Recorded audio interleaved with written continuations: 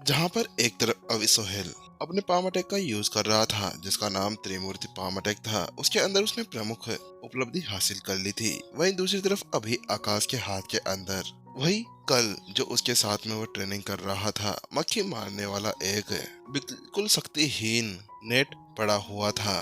और वह अपने सामने खड़े हुए उस व्यक्ति से उस नेट का यूज करने वाला था ताकि वह उससे लड़ सके। उसको ऐसे आगे बढ़ते हुए देखकर और सोहेल के उस वार का डट का सामना करते हुए देख भीड़ पूरी तरह से भक्की भक्की रह गई थी। अरे उस बंदे का दिमाग मेरा खराब है क्या? सामने इतना ज्यादा खतरनाक है त्रिमूर्ति पामट एक खड़ा है और सामने ये इस मक्खी मारने के औजार का यूज करना चाहता है। अरे आकाश, कम से कम कुछ तो लाज शर्म कर ले। सभी जानते थे कि आकाश मार्शल आर्ट डिवीजन के अंदर का सबसे बड़ा प्रतिभाशाली व्यक्ति था और उससे अलग उसके पास में अविश्वसनीय ताकत भरी हुई थी। हाँ, माना कि कोई नॉर्मल टाइम के ऊपर मस्ती करने के लिए वह इस तरह से किसी के साथ में भी कुछ कर सकता था। हालांकि इस समय उसके सामने जो खड़ा था ना, वह कोई नॉर्मल लड़ाकू थोड़ी ना था, वह सोहेल था। वो भी एक अच्छा लड़ाकू माना जा सकता था। उसके पास में भी शानदार लड़ाई टेक्निक्स भरमार पड़ी हुई थी। लेकिन आखिरकार उसने क्या चुना? उसने चुना कि वह मक्खी मारने वाले एक नेट का यूज करेगा इस लड़ाई के अंदर। क्या वास्तव में उसका दिमाग यहाँ पर खराब हो गया था? हॉल से जगदीश और डिवीजन हेड गिरिक आकाश की ऐसी हरकत देखने के बाद में वह तो अपनी नाक आंख सब नोचने लगे थे। अरे ये क्या हो रहा है? क्या वास्तव में वह सामने खड़े हुए सोहेल को इतना कमजोर समझता है जो उससे लड़ने के लिए इस तरह के उपकरण का यूज करने की हिम्मत करता है? अरे भाई, मान लिया अगर तू इससे पहले कोई कुर्सी, कोई पत्थर, कोई ईंट या किसी और चीज का यूज करता ना, तो हम मान लेते हाँ तेरे अंदर हिम्मत है। लेकिन तूने यहाँ पर हद पार कर दी है, क्योंकि मक्खी मारने वाले किसी एक पंखे के साथ में तुम कैसे ऐसा कर सकते हो? ये ऐसा था जैसे कोई व्यक्ति अपने जीवन से थक गया हो और आत्महत्या करने के लिए बस अपनी सारी चीजें गार्ड्स को नीचे कर दिया हो। वहीं अभी सोहेल को ऐसा लग रहा था जैसे कि सामने वाला उसका मजाक उड़ा रहा हो और उसको भड़काने की कोशिश कर रहा हो। ए भाई, अरे तू क्या समझता है? अरे क्या तू वास्तव में इसके साथ में मेरे से लड़ना चाहता है? सोहेल ने सामने खड़े हुए आकाश से कहा। अरे मैंने माना कि ये एक फ्रेंडली कंपटीशन है। अरे इसके साथ में ये कम से कम एक औपचारिक मैच माना जा सकता है। इससे तेरा फ्यूचर डिपेंड करता है। वहीं सोहेल की उन सभी बातों को सुनने के बाद में आकाश ने आंखें सिकोड़ते हुए कहा, अरे अरे भाई, वो तो ये मेरा हथियार है, हथियार। अगर आपको इससे कोई प्रॉब्लम होती है ना, तो इसमें कुछ नहीं कर सकता। अगर हाँ, आपको यहाँ पर कोई हथियार का सामना करने के लिए यूज करना है ना, तो आप कर सकते हैं। इससे आपको पीछे हटने की कोई भी जरूरत नहीं है। आकाश का ऐसा कहना ही था कि आकाश की वह बात सुनने के बाद में सोहेल को ऐसे लगा किसी ने उसके चेहरे पर जोरदार तमाचा जड़ दिया हो। फिर उसने अपने आप को बिल्कुल शांत करा और उसने कहा, देखो, मुझे तुमसे लड़ने के लिए कोई भी हथियार का यूज करने की जरूरत नहीं है। इसलिए इसकी कोई भी जरूरत नहीं है कि मैं यहाँ पर कोई सरिया या हथियार यूज करूँ। तुमको एक छोटा सा नहीं, बड़ा सारा सबक सिखाने के लिए केवल ये एक हथेली ही काफी है। सोहेल ने अपनी एक हथेली आगे की और उससे कहा, मैं तुम्हें आज बता देना चाहता हूँ कि रोसा साम्राज्य की कॉम्पैक्ट मास्टर हॉल और हमारे कॉम्पैक्ट मास्टर हॉल दोनों के बीच में कितनी ज्यादा बड़ी खाई है, जिसको कोई भी कभी पार नहीं कर सकता। आप कितनी ज्यादा मेहनत क्यों ना कर ले, लेकिन आप में से कोई भी हमारे पास में नहीं आ पाएगा। उसके बाद में जल्दी से सोहेल ने फिर से अपना एक अटैक वहां पर बनाना शुरू कर दिया था। इस बार वह अपने लेग का यूज कर रहा था। गति से वह आगे बढ़ने लगा। जल्दी से वह अपनी जगह से गायब हो गया। उसको ऐसे गायब होते हुए देखकर आकाश को कोई भी फर्क नहीं पड़ रहा था। वह तो अपनी जगह पर अभी भी वो मक्खी मारने वाली उपकरण को लेकर खड़ा होता है। वहीं दूसरी तरफ अभी सोहेल अपनी पूरी ताकत का यूज कर रहा था। वह अभी अपने दांत पीसते हुए तेजी से आकाश की तरफ बढ़ रहा था। वह आखिरकार सामने वाले को उसकी औकात याद दिलाना चाहता था कि आखिरकार असली लड़ाकू मास्टर कौन है। उसको ऐसे आगे बढ़ते हुए देखकर होलमा से राजेश ने कहा, चलो सब अपनी अपनी आंखें बंद कर लो या फिर बातें कर लो। वैसे भी इस मैच को आगे देखने की कोई भी आवश्यकता नहीं है, क्योंकि अब ये मैच यहीं पर ही खत्म होने वाला है। ये लड़ाई से पहले ही जीत यहाँ पर तय हो चुकी थी, क्योंकि ये चमकती हुई बिजली की ये जो स्टेप्स अटैक है ना, ये एक बहुत ज्यादा खतरनाक अटैक है। इसके साथ में बिजली के साथ अटैक किया जाता है और मैं सच कहूँ ना, तो ये संत लेवल स्टेज 2 के ऊपर होने के बाद में भी किसी संत लेवल स्टेज 2 के मास्टर टीचर को हरा सकता है। क्योंकि ऐसा कोई तरीका नहीं था कि वो मक्खी मारने वाली एक रैकेट के साथ में वह सामने वाले का कोई सामना कर सकता था। होल मास्टर फ्रेडो ने एक आह भरी, क्योंकि देखने से ऐसा लग रहा था जैसे कि अभी रोजा साम्राज्य का एक कॉम्बैट मास्टर होल एक भी स्लॉट यहाँ पर प्राप्त नहीं कर पाएगा। होल मास्टर जगदीश, अरे कम से कम इन्हें अच्छे खासे हथियार तो दे देते। हाँ, माना कि कपड़ों से कोई फर्क नहीं पड़ता, लेकिन आपने ऐसा कैसे कर दिया? हालांकि वो यहाँ पर ऐसे शब्द कह ही रहा था कि अचानक से पैंग तरफ से ये आवाज उस ट्रेनिंग ग्राउंड के अंदर गूंज उठती है।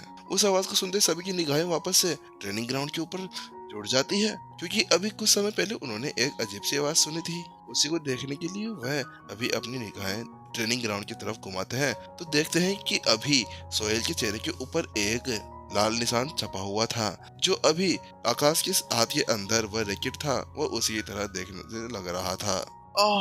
सोहेल ने जोर से अपने गाल को पकड़ लिया, क्योंकि वास्तव में उसको असहनीय जलन महसूस हो रही थी। उसने वास्तव में ऐसा नहीं सोचा था कि सामने वाला ऐसा कोई वार करने वाला है। वो तो वहाँ पर अपना सबसे ज्यादा खतरनाक वार करने के लिए आगे बढ़ रहा था। मैं तुम्हें नहीं छोड़ूंगा, मैं तुम्हें नहीं छोड़ूंगा। सोहेल जल्दी से अब उसे गुस्से के साथ में फिर से एक और युद्ध टेक्निक यूज करने लगता है। इस बार वह 9 फिस्ट लेग आर्ट टेक्निक का यूज कर रहा होता है। 9 फिस्ट लेग आर्ट टेक्निक के अंदर 9 क्लोन्स बनाए जाते हैं, जिसके साथ में किसी के ऊपर उसका यूज करते हुए अटैक किया जा सकता है। किसी को भी पूरी तरह से कंफ्यूज करने में उसका एकमात्र चीज वही होती है। फिर उसका यूज करते हुए जल्दी से सोहेल की चारों तरफ 9 आकृतियां उभर आती है। उसको देखते ही सभी की आंखें चमक उठती है।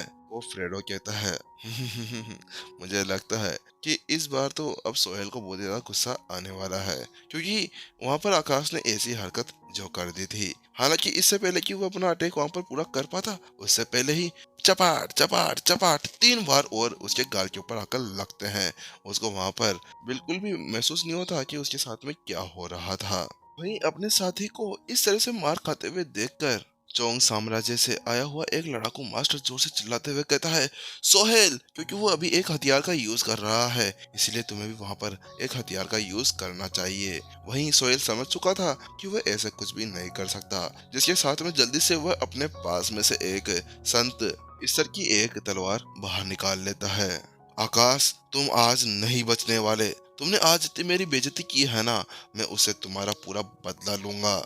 ऐसा कहने के बाद में जल्दी से आकाश ने अपनी तलवार हवा के अंदर ऊपर उठा दी। ऐसा करते ही उसकी तलवार के अंदर ब्लू लाइटिंग चमकने लगी और वह आकाश के अंदर चली जाती है। ऐसा करने के तुरंत बाद ऐसा कहने के तुरंत बाद में सोहेल की उस तलवार के अंदर से एक तेज एनर्जी निकलना शुरू हो जाती है। वह तेज एनर्जी ब्लू लाइटनिंग के साथ में चमक रही थी, जो अभी आसमान के अंदर जा चुकी थी। और अचानक से अब एक तलवार के का शक्तिशाली वार बहुत सारी तलवारें अब आसमान के अंदर छा जाती है। वहीं अब आकाश चारों तरफ से उन सभी तलवारों से गिर चुका था। हालांकि उसको वहां पर कोई फर्क नहीं पड़ता। पड़ा पड़ा पड़ा और एक के बाद में एक फिर से उसी मक्खी मारने वाले रैकेट के साथ में उसके चेहरे के ऊपर और भी ज्यादा स्ट्राइक्स पड़ जाती है। अभी आकाश अभी सोहेल को ऐसे बजा रहा था जैसे कि वह कोई ऑर्केस्ट्रा हो। और सोहेल की ऐसी हालत देखने के बाद में तीनों ही तीनों होल मास्टर्स अभी उसकी ऐसी हालत देखकर उसके ऊपर बहुत ही ज्यादा दया के भाव दिखा रहे थे। वह अपने आप को समझा पाने में बिल्कुल असमर्थ महसूस कर रहे थे। यहाँ तक कि वो तीनों के भाव अलग थे, उनके साथ में जगदीश का भी यही हाल था। और ग्रीक, वह दोनों के दोनों ये समझने की कोशिश कर रहे थे आखिरकार वहाँ पर चल क्या रहा था, क्योंकि वो बंदा कौन सा भी अटैक कर ले। हालांकि उससे पहले ही वहाँ पर आकाश पहुंच जाता और उसको एक अच्छा सा तमाचा उसके चेहरे के ऊपर मार देता। उनको देखने से ऐसा लग रहा था जैसे कि वह अभी अपने नींदों के अंदर हो और कोई बड़ा सा ख्वाब देख रहे हो कि उनका कॉम्बैट मास्टर हॉल अभी जीत रहा है।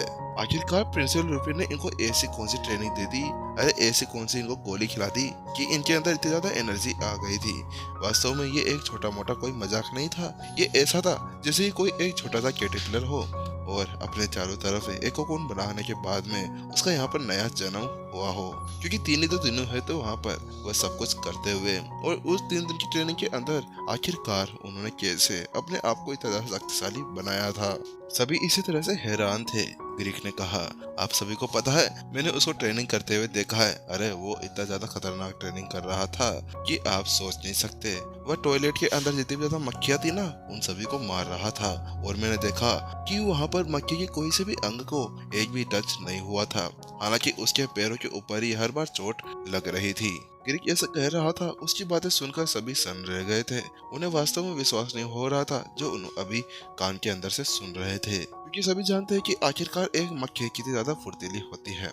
उसके एक पैर को बार बार मारना कितना ज्यादा मुश्किल हुआ करता था। और अगर ये वास्तव में ये खेरा सही था, तो इसको साथ में ये माना जा सकता था कि आकाश का जो नियंत्रण था अपनी बॉडी के ऊपर, वह वास्तव में एक भयावह स्थिति तक पहुंच चुका था।